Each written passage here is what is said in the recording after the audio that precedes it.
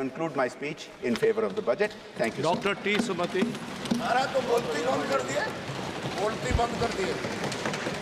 பேரவைத் தலைவர் அவர்களுக்கு நன்றி. தமிழ்நாடு தென்சென்னை தொகுதியிலே இருந்து இரண்டாவது முறையாக இந்த நாடாளுமன்றத்திலே வெற்றி பெற்று நுழைவதற்கு வாய்ப்பளித்த தமிழ்நாட்டிலே தனக்கு வாக்களித்த மக்களுக்கு மட்டுமல்ல வாக்களிக்காத மக்களுக்கும் சேர்த்து ஆண்டுதோறும் நிதிநிலை அறிக்கையை தயாரித்து தருகின்ற பெருமையும் பெருந்தன்மையும் உடைய எங்களுடைய கழகத் தலைவர் மாண்புமிகு முதலமைச்சர் திரு தளபதி M.K. ஸ்டாலின் அவர்களுக்கு நன்றி. தென்சென்னை தொகுதி மக்களுக்கு நன்றி. 400 இடங்களுக்கு மேல் பெறுவோம் என்றெல்லாம் சொல்லிக் கொண்டிருந்த அந்த பகல் கனவை தவிடுபொடியாக்கி 40 இடங்களிலும் NDA கூட்டணியை சார்ந்த கூட்டணி கட்சியை வெற்றி பெறச் செய்த தமிழ்நாட்டு மக்களுக்கு நன்றி. பேரவைத் தலைவர் அவர்களே, சபையிலே மிக பிரதானமாக செங்கோல் வைக்கப்பட்டிருக்கின்றது. நாம் முடியாட்சியிலே இருந்து துறந்து மக்களாட்சிக்கு வந்து வெகு ஆண்டுகாலம் ஆகிவிட்டது.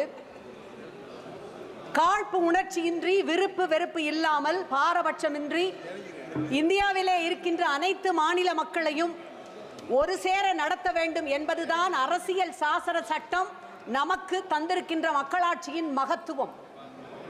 ஆனால் அதனை மறந்துவிட்டு தமிழ்நாடு தமிழ் என்கின்ற சொற்களே இல்லாமல் இந்த நிதிநிலை அறிக்கை சமர்ப்பிக்கப்பட்டிருக்கின்றது. ஆகவே என்னுடைய தாய் தமிழில் அருந்தமிழே உன்னால் இருந்தேன் வானோர்தம் விருந்தமிழ்தம் தந்தாலும் வேண்டேன். Oh my dear precious mother tongue, I survive thrive because of you. I wouldn't pledge it even for the nectar from heaven. எனும் 3000 ஆண்டு பாரம்பரிய மிக்க தமிழ் மொழியிலே என்னுடைய உரையை துவங்கி மேலும் தொடர்கின்றேன். இந்த நிதிநிலை அறிக்கையை சமர்ப்பிக்கும் முன்பாக கூட நம்முடைய நிதியமைச்சர் என்ன சொல்லி இருக்கின்றார்? The government is determined, I quote, to ensure that all Indians regardless of religion, caste, gender and age make substantial progress in realizing their life goals and aspirants, unquote. இந்தியாவிலே இருக்கின்ற மாநிலங்களில் ஒன்றான தமிழ்நாட்டின் தமிழர்களாகிய நாங்கள் அப்படி என்றால் இந்தியர்கள் இல்லையா? ஏன் புறக்கணிக்கப்பட்டிருக்கின்றோம்? இந்த நிதிநிலை அறிக்கையை 7வது முறையாக பட்ஜெட் தாக்கல் செய்திருக்கின்றார் என்று பெருமையோடு அனைவரும் கூறுகின்றார்கள். அது மகிழ்ச்சிதான். 8 முறை தமிழ்நாட்டிற்கு மாண்புமிகு பிரதமர் அவர்கள் வருகை தந்தும் ஒரு இடத்தில் கூட அவர்தம் கூட்டணி கட்சிகளை சார்ந்தவர்களை வெற்றி பெற செய்யவில்லை தமிழ்நாட்டு மக்கள் என்றுதான் ஜனநாயகத்தை உயர்த்தி பிடித்த, கூட்டாட்சி தத்துவத்தை உயர்த்தி பிடித்த, மத நல்லிணக்கத்தை உயர்த்தி பிடித்த தமிழ்நாட்டு மக்கள் பழிவாங்கப்பட்டிருக்கிறார்கள் என்று நாங்கள் சொல்லவில்லை, 8 கோடி தமிழ் மக்கள் சொல்லுகின்றார். 10 ஆண்டுகளாக திரும்பி பார்த்திராத அண்டை மாநிலங்களான நம்முடைய பீகாருக்கும் ஆந்திர பிரதேசத்திற்கும் அள்ளி அள்ளி கொடுத்திருக்கின்ற ஒன்றிய அரசாங்கத்திற்கு தமிழ்நாட்டிற்கு கிள்ளி கொடுப்பதற்கு கூட மனமில்லை. ஏப்ரல் மாத GST வசூல் மூலம் பீகார் மாநிலம் ஒன்றிய அரசிற்கு கொடுத்தது 1992 கோடி. ஆனால் தமிழ்நாடு கொடுத்தது 12,210 கோடி. பீகாருக்கு ஒன்றிய அரசாங்கம் இந்த நிதிநிலை அறிக்கையிலே வாரி வழங்கி இருப்பது 37,500 கோடி. தமிழ்நாட்டிற்கு சுழியம், அதாவது 0. இதுதான் மாண்புமிகு பிரதமர் அடிக்கடி சொல்லுகின்ற வசுதேவ குடும்பகம், உலகமெல்லாம் எங்களுடைய குடும்பம் என்பதன் அர்த்தமா? விஸ்வகுருவின் நீதி பரிபாலனம் இதுதானா? இந்த நிதிநிலை அறிக்கையிலே 5 முறை நிதி அமைச்சர் 5 முறை ஆந்திர பிரதேசம் என்ற சொல்லை உச்சரித்திருக்கின்றார், 5 முறை பீகார் என்ற சொல்லை உச்சரித்திருக்கின்றார். ஆனால் ஒரு முறை கூட தமிழ்நாடு, ஏன் தமிழ்நாடு மட்டுமல்ல, தமிழ்நாடு நம்முடைய தெலுங்கானா, கர்நாடகா ஆகிய மாநிலங்களின் பெயரை உச்சரிக்கவில்லை, கேரளாவினுடைய பெயரை உச்சரிக்கவில்லை.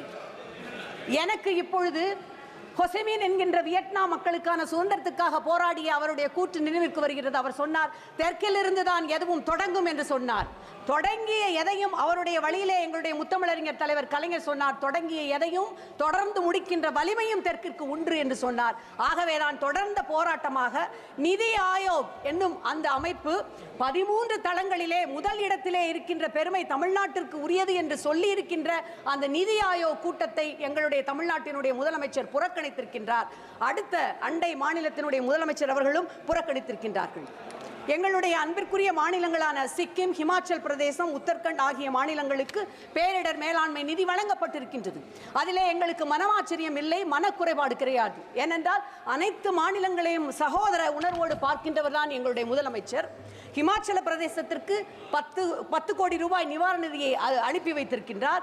கேரள மாநிலத்திற்கு வெள்ள நீரிட பேரிடர் நிதியை அனுப்பி வைத்திருக்கின்றார். சொல்ல போனார், மணிப்பூரிலே பாதிக்கப்பட்ட நம்முடைய பெண்களுக்கு அவர்கள் தங்கியிருக்கின்ற அந்த முகாமிற்கு நிவாரண நிதியை அனுப்பி வைத்திருக்கின்றார். ஒடிசாவிலே ரயில் விபத்து ஏற்பட்ட பொழுது உடனடியாக முகாம் அமைத்து 24 மணி நேரம் மையம் அமைத்து பேரிடர் அந்த பயணிகளை எடுத்து கொண்டு வருவதற்கான உதவிகளை செய்திருக்கின்றார். இவ்வளவும் நாங்கள் செய்திருக்கின்றோம், யாரையும் குறை சொல்லவில்லை. ஆனால் எங்களுடைய சென்னை வெள்ளத்திலே தத்தளித்த பொழுது, மக்கள் துயரத்திலே உழன்ற பொழுது பல்வேறு முறை வந்த அமைச்சர்கள் இதுகாரும் நாங்கள் 37,000 கோடி கேட்டோம், ஆனால் எங்களுக்கு தந்தது 276 கோடி, அதிலும் சட்டபூர்வமான தொகைதான். இதுதான் பிரதமர் முன்வைக்கின்ற அகண்ட பாரதமா? நம்முடைய நிதியமைச்சர் அவர்கள் தமிழ்நாட்டிலே பிறந்தவர், மகாகவி பாரதியாரை மிக நன்றாக அறிந்தவர். பிரதமர் அவர்களும் பாரதியாரையும் திருவள்ளுவரையும் அடிக்கடி எப்பொழுதும் மேற்கோள் காட்டுவார். பாரதியார் எங்கள் பாரத தேசம் என்று தோள் கட்டுவோம் என்று சொன்னார். அதே பாரதியார் தான் நெல்லையப்பருக்கு எழுதிய கடிதத்திலே சொல்லுகின்றார், தம்பி நான் ஏறு செய்வேனடா, தமிழை காட்டிலும் ஒரு மொழி மிகச் சிறப்பானது என்று சொல்லும் பொழுது எனக்கு வருத்தம் உண்டாகின்றது. தமிழர்களை காட்டிலும் பிரிதொருவர் வலிமையானவர்கள், உயர்வானவர்கள் என்று சொல்லுவதிலே எனக்கு சம்மதம் இல்லை என்று சொன்னார். இதில் ஏதோ உயர்வு தாழ்ச்சி இவற்றை கொண்டு வரவில்லை, பாக பிரிவினை அல்லது எதை பற்றியும் நான் பேசவில்லை. ஆனால் உரிமை என்று வரும் பொழுது நம்முடைய உரிமைக்காக குரல் கொடுக்க வேண்டும். உங்கள் எதிரிகள் தான் உங்களுடைய ஆயுதத்தை தீர்மானிக்கிறார்கள் என்னும் செகுவாராவினுடைய அந்த சொற்றொடரை பின்பற்றி இன்றைக்கு நாங்கள் எங்கள் உரிமை குரலை இங்கே ஒலிக்க வேண்டியவர்களாக இருக்கின்றோம். கூட்டணி கட்சிகளை மட்டுமே திருப்திப்படுத்த சமர்ப்பிக்கப்பட்டிருக்கின்ற இந்த பட்ஜெட்டை நான் it is not an all India budget, it is an alliance budget என்று சொல்லுகின்றேன். ஏனென்றால் கூட்டணியிலே அங்கம் வகிக்காத, ஓர் இடத்திலே கூட இந்த என்டிஏ கூட்டணியை வெற்றி பெற செய்யாத எங்களுடைய தமிழ்நாடு முற்றிலுமாக புறக்கணிக்கப்பட்டிருக்கின்றது. தமிழ்நாட்டிற்கு என்று எந்த பிரதானமான மிகப்பெரிய திட்டங்கள் எதுவுமே இங்கே கொடுக்கப்படவில்லை. நெடுஞ்சாலை திட்டமாகட்டும், ரயில் திட்டங்களாகட்டும், அல்லது கோவை மதுரை நகரங்களுக்கான மெட்ரோ ரயில் குறித்த திட்டங்களாகட்டும், அத்தனையும் கிடப்பிலே போடப்பட்டிருக்கின்றது. ஒன்றை இங்கே சுட்டிக்காட்ட விரும்புகின்றேன். இங்கே நிதி அமைச்சர் அறிவித்திருக்கின்ற பல திட்டங்கள் எங்களுடைய திராவிட மாடல் ஆட்சியிலே இருந்து எடுக்கப்பட்ட திட்டங்களாகும். 1000 தொழிற்பயிற்சி மையங்கள் மேம்பாட்டு திட்டமாகட்டும், மகளிருக்கான தோழி விடுதிகள், அது அங்கே தமிழ்நாட்டிலே மிகச் சிறப்பாக நடைபெறுகிறது. தொழிலாளர் தங்கும் விடுதிகளாகட்டும், ஏற்கனவே செயல்படுத்தப்பட்டு வரும் திட்டங்களை அவர் எடுத்து கையாண்டிருப்பதற்காக அந்த நன்றிக்காகவாவது தமிழ்நாட்டிற்கு அவர் நிதியை ஒதுக்கி இருக்க வேண்டாமா? ஏற்கனவே நிதிச்சுமையிலே தள்ளாடி கொண்டிருக்கின்ற தமிழ்நாடு, உதாரணத்திற்கு தென் சென்னை தொகுதியை எடுத்துக்கொண்டீர்கள் என்றால், சென்னை மெட்ரோ 2ஆம் கட்ட ரயில் திட்டம் இருக்கிறது அல்லவா? அதற்கான அடிக்கல் 2010ஆம் ஆண்டு நம்முடைய மாண்புமிகு ஒன்றிய அமைச்சர் அவர்களால் நாட்டப்பட்டது. சென்னையிலே கலைவாணர் அரங்கத்திலே 2011ஆம் ஆண்டு நம்முடைய மாண்புமிகு பிரதமர் அவர்கள் அதற்கு நிதியை அறிவிக்கின்றார், 63,000 கோடி அளிக்கப்படும் என்று. ஆனால் இன்று வரை ஒரு அம்மஞ்சல்லி கூட, அதாவது ஒரு நையா பைசா கூட அந்த திட்டத்திற்கு ஒதுக்கவில்லை. தமிழ்நாட்டு மக்கள் அனைவரும் நம் மக்கள் என்னும் கருணை உள்ளத்தோடு எங்களுடைய மாண்புமிகு முதலமைச்சர் அவர்கள் 33,000 கோடி ரூபாய் ஒதுக்கி அந்த பணியை துவக்கி இருக்கின்றார். ஏற்கனவே அந்த நிதிச்சுமை, இப்பொழுது பாருங்கள், பிரதம மந்திரியின் வீடு வழங்கும் திட்டத்தில் அடுத்த 5 ஆண்டுகளில் 3 கோடி வீடுகள் கட்டப்படும் என்று அறிவித்திருக்கின்றார் நிதியமைச்சர். ஒரு வீட்டிற்கான ஒன்றிய அரசின் பங்கினை உயர்த்துவது குறித்து இந்த நிதிநிலை அறிக்கையிலே எந்த விதமான அறிவிப்பும் இல்லை. ஒன்றிய அரசின் பங்கு ஒரு வீடு கட்டுவதற்கு 1.5 லட்சம் என்றால் மாநில அரசாங்கம் 12 இருந்து 14 லட்சம் ரூபாய் செலவு செய்ய வேண்டும். ஆனால் செலவழிப்பது மாநில அரசாங்கம், திட்டத்தின் பெயர் மட்டும் பிரதம மந்திரி வீடு கட்டுகின்ற திட்டம். இது எந்த விதத்திலே நியாயம்? இன்னும் சொல்ல போனால் முத்திரைத்தாள் மாநில அரசுகளின் பட்டியலில் உள்ளது, அதனை குறைக்குமாறு மாநில அரசுகளுக்கு அறிவுறுத்தி இருக்கின்றது. எங்களுடைய தமிழ்நாட்டு முதலமைச்சர் கேட்கின்றார், அறிவுறுத்துகிறீர்கள், ஆனால் அதற்கான இழப்பீட்டு தொகையை நீங்கள் வழங்க வேண்டும் அல்லவா? ஏற்கனவே தமிழ்நாட்டின் சரக்கு சேவை வரி விதிப்பால் தமிழ்நாட்டிற்கு ஆண்டொன்றிற்கு ஏற்பட்ட 20,000 கோடி ரூபாய் இழப்பிற்கு இதுவரை நீங்கள் இழப்பீடு வழங்கியிருக்கிறீர்களா என்று கேட்கின்றார். அவர் மட்டும் அல்ல, தமிழ்நாட்டு மக்கள் அத்தனை பேரும் கேட்கின்றார்கள். இந்த பட்ஜெட் என்பது 5 அம்ச திட்டங்களை உள்ளடக்கியதாக இருக்கிறது. It is a prime minister's package என்று நிதிநிலை அமைச்சர் அவர்கள் தெரிவித்திருக்கின்றார். சென்ற இன்டரிம் பட்ஜெட்டிலேயே ஒரு பிராட் ஃப்ரேம்வொர்க்கில் பெண்கள், உழவர்கள், ஏழைகள், இளைஞர்கள் இவர்களுக்கு முன்னுரிமை கொடுத்து இந்த பட்ஜெட் சிறப்பாக செயல்படுத்தப்படும் என்று சொல்லியிருந்தால், அதிலே ஒரு சிறிய ஒரு உள்கட்டமாக இந்த பிரைம் மினிஸ்டர்ஸ் பேக்கேஜை அறிவித்திருக்கின்றார். வேலை வாய்ப்பு, கல்வி, திறன் மேம்பாடு, பெண்களுக்கான முன்னேற்றம் என்பதுதான் அந்த 5 அம்ச திட்டம். வேலை வாய்ப்பை எடுத்துக்கொள்ளுங்கள். அடுத்த 5 ஆண்டுகளில் 4.1 கோடி இளைஞர்களுக்கு வேலை வாய்ப்பு, திறன் மேம்பாடு முயற்சிகளுக்கு 2 லட்சம் கோடி செலவு செய்யப்படும் என்கின்றார். 2014இல் 5.44% இருந்த வேலை வாய்ப்பின்மை அன்எம்ப்ளாய்மெண்ட் 2024இல் 9.2 உயர்ந்திருக்கின்றது. சமீபத்திலே குஜராத் மாநிலத்தில் பரூச் மாவட்டத்தில் அங்கலீஸ்வர் என்கின்ற ஊரில் தனியார் நிறுவனம் நடத்திய ஒரு நேர்காணலில் ஆயிரக்கணக்கான இளைஞர்கள் கூடி அந்த கட்டடமே இடிந்து விழுகின்ற அபாயத்தை வந்தது. இதுதான் 10 ஆண்டு கால பாஜக அரசினுடைய சாதனை. உடனே அடுத்ததாக திறன் மேம்பாட்டுக்கு வாருங்கள். 5 ஆண்டுகளில் 500 நிறுவனங்களில் 1 கோடி இளைஞர்களுக்கு இன்டர்ன்ஷிப் வாய்ப்புகள் தரப்படும், ஊக்கத்தொகை 5000 அளிக்கப்படும் என்கிறார்கள். இந்த இன்டர்ன்ஷிப் பயிற்சி செலவில் 10% இந்த நிறுவனங்கள் CSR நிதியிலே இருந்து வழங்குமாம். அதாவது 5 ஆண்டுகளில் 60,000 கோடி ரூபாய். இவையும் பெரு நிறுவனங்களுக்கு மட்டுமே பயன் தரும். MSME என்று சொல்லப்படுகின்ற சிறு குறு நிறுவனங்களோ அல்லது ஸ்டார்ட் அப்போ இவையால் பயன்பெறப் போவதில்லை. அடுத்த 5 ஆண்டுகளில் 20 லட்சம் இளைஞர்களுக்கு திறன் பயிற்சி வழங்குவதாக அறிவித்திருக்கின்றார் நிதியமைச்சர். ஆனால் பேரவைத் தலைவர் அவர்களே, தமிழ்நாட்டில் மட்டும் ஒரு ஆண்டிற்கு 15 லட்சத்திற்கு மேற்பட்ட இளைஞர்களுக்கு திறன் மேம்பாட்டு பயிற்சி வழங்கி வருகின்றார் எங்களுடைய முதலமைச்சர். ஃபார்மல் செக்டரில் முதன்முறையாக பணியிலே சேர்கின்ற இளைஞர்களுக்கு 1 மாத ஊதியம் வழங்கப்படும். அவர்கள் EPFO என்னும் என்ரோல் செய்யப்பட்டு அதற்கு பின்பாக குறைந்தபட்சம் 15,000 ரூபாய் அல்லது உயர்ந்தபட்சம் 1 லட்சம் ஊதியம் பெற்றால் மட்டுமே இந்த 1 மாத ஊதியம் அவர்களுக்கு வழங்கப்படும். ஒன்றை நினைவூட்டுகின்றேன், குறைந்தபட்சம் 20 தொழிலாளர்கள் இருந்தால்தான் ஒரு நிறுவனம் EPFO சட்டத்திற்குள் வரும். ஆகவே இதுவும் சிறு குறு தொழில்கள் நிறுவனங்களுக்கு பயன் தராது, பெரு முதலாளிகளுக்கு, பெரு நிறுவனங்களுக்கு மட்டுமே பயன்படும். பெண்கள் முன்னேற்றமாம் 3 லட்சம் கோடிகள் அதற்கு ஒதுக்கப்பட்டுள்ளது. ஆனால் கிராமப்புற பொருளாதாரத்தை அடியோடு சீர்குலைக்கின்ற மன்ரேகா திட்டத்திற்கான நிதி முற்றிலுமாக முடக்கப்பட்டிருக்கின்றது. இது எப்படி இருக்கின்றது? நாரி சக்தி என்று சொல்லுகிறீர்கள். இதுகாரும் எங்களுடைய பாதிக்கப்பட்ட மணிப்பூர் பெண்களுக்கான நிவாரண நிதியை இந்த அரசு வழங்கி இருக்கின்றதா? மன்ரேகா நிதியை முற்றிலுமாக குறைத்துவிட்டு மணிப்பூர் பெண்களுக்கு அந்த நிவாரண உதவியை வழங்காமல் இருப்பது என்பது எப்படி இருக்கிறது தெரியுமா?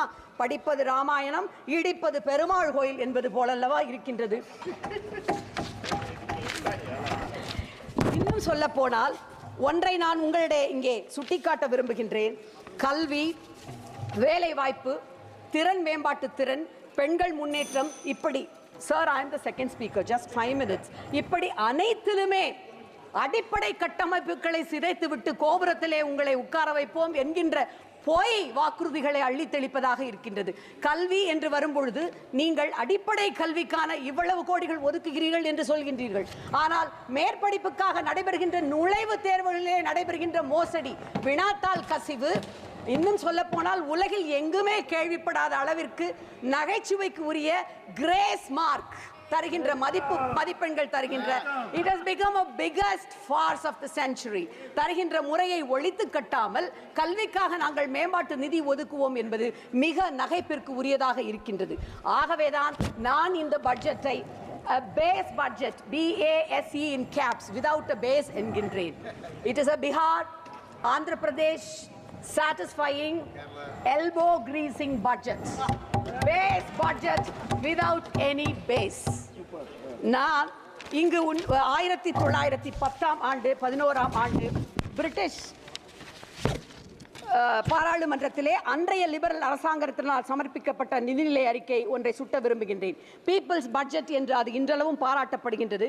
ஏனென்றால் அது பிரிட்டனில் உள்ள வசதிமிக்க பெருமுதலாளிகளிடம் உள்ள பணத்தை அவர்களிடம் வரியாக பெற்று சமூக நலன் சார்ந்த திட்டங்களுக்கு பயன்படுத்தும் அறிவிப்பை வெளியிட்டது. அதை தயாரித்தவர்கள் டெரிபிள் ட்வின்ஸ் என்று சொல்லப்படுகின்ற அன்றைய chancellor of exchequer David Lloyd George, அவரது நண்பர் வின்ஸ்டன் சர்ச்சில். ஆனால் இந்த பட்ஜெட் அதற்கு எதிர்மாறாக மாநிலங்களை மாற்றாந்தாய் மனப்பான்மையோடு அணுகுகின்ற step motherly budget. I would like to quote our party supremo, the founder of our party, அவர் பேரறிஞர் அண்ணாதுரை இங்கே மேலவை உறுப்பினராக இருந்த பொழுது அவர் பேசியதை இங்கே குறிப்பிட விரும்புகின்றேன். I quote, "What right has this government to demand more and more taxes when their performance is of such a low order?" I think that this government, after having taxed the people so much, has not given proper returns or proper accounts to the nation. Therefore, though I realize that I do not have the power to stop it, I cannot abet a crime of allocating colossal sums to this inefficient, unrealistic, unresponsive and undemocratic government that is being carried on. But whatever may be the criticism that is offered on this side, they have their numbers and their logic is based on numbers. Therefore, Mr. Chairman, offering this criticism, we have to go to the other forum and receive justice from the only one source, the public. And Mr. Chairman, we are confident of getting a proper verdict. Those were the words by our CNN-A. We have had a proper verdict. எங்களுடைய மக்கள் மிகச் சரியான தீர்ப்பை வழங்கியதால் தான் மெஜாரிட்டியாக இருந்த பாஜக அரசாங்கம் இன்றைக்கு மைனாரிட்டியாக இருக்கின்றது. மேலும் தமிழன் என்ற ஒரு இனம் உண்டு, தனியே அவருக்கு ஒரு குணம் உண்டு. இதை மறந்து மேலும் தமிழர்களை, தமிழ்நாட்டை இந்த அரசாங்கம் வஞ்சிக்குமானால் நம்முடைய மாண்புமிகு நிதியமைச்சர் அவர்கள் சிலப்பதிகாரத்தை மிக நன்றாக அறிவார். அந்த காப்பியத்தில் இளங்கோ அடிகள் கூறிய அந்த வரியை நான் நினைவூட்டுகின்றேன். மேலும் தமிழ்நாட்டை, தமிழ் மக்களை வஞ்சித்தால் இளங்கோ அடிகளுடைய அந்த வரிகளைத்தான் நான் நினைவூட்ட வேண்டும். அரசியல் பிழைத்தோருக்கு அறம் கூற்றாகும். அரசியல் பிழைத்தோருக்கு அறம் கூற்றாகும். நன்றி. இந்த கனியானது வெற்றி வெற்றியோடு நீ திரும்பி என்னுடைய சன்னதிக்கு வந்து நீ பூஜை செய்ய வேண்டும் தாயே. உன்னுடைய கனி வெற்றி பெற்று விடுவது.